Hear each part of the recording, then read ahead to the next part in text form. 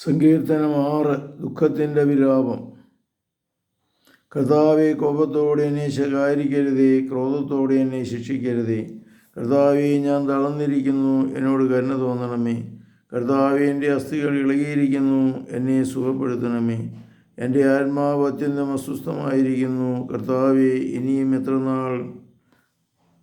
കർത്താവേ, എൻ്റെ ജീവൻ രക്ഷിക്കാൻ വരണമേ. അങ്ങയുടെ കാരുണ്യത്താൽ എന്നെ മോചിപ്പിക്കണമേ. മൃതരുടെ ലോകത്ത് ആരും അങ്ങയെ അനുസ്മരിക്കുന്നില്ല. പാതാളത്തിൽ ആരങ്ങയെ സ്തുതിക്കും? കരഞ്ഞു കരഞ്ഞ് ഞാൻ തളർന്നു. രാത്രി തോറും ഞാൻ കണ്ണീരൊഴുക്കി, എൻ്റെ തലയിണ കുതിർന്നു. കണ്ണീര് കൊണ്ട് എൻ്റെ കിടക്ക നനഞ്ഞു, ദുഃഖം കൊണ്ട് എൻ്റെ കണ്ണു മയങ്ങുന്നു. ശത്രുക്കൾ നിമിത്തം അത് ക്ഷയിക്കുന്നു. അധർമ്മികളെ എന്നിൽ നിന്ന് അകന്നു പോകുവിൻ. കർത്താവ് എൻ്റെ വിലാപം കേട്ടിരിക്കുന്നു. കർത്താവ് എൻ്റെ യാചന ശ്രവിക്കുന്നു. അവിടുന്ന് എൻ്റെ പ്രാർത്ഥന കൈക്കൊള്ളുന്നു. എൻ്റെ സകല ശത്രുക്കളും ലജ്ജിച്ച് പരിഭ്രാന്തരാകും. അവർ ഭക്ഷണത്തിൽ അപമാനിതരായി പിൻവാങ്ങും.